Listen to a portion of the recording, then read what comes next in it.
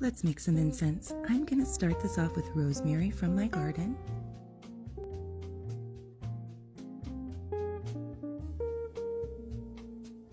Adding to that some midwinter evergreens.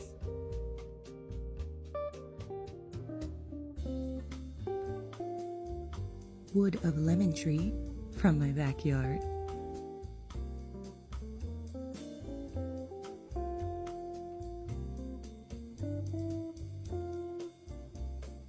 Leaf of lime, also from my backyard.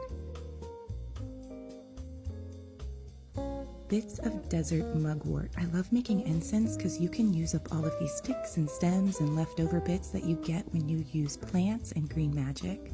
I get to learn about native and local plants and things that are just right outside my door, like this resin from a pine tree.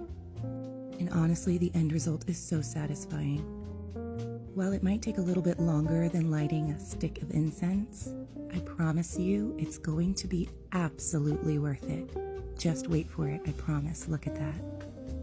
Ah, that just hits different.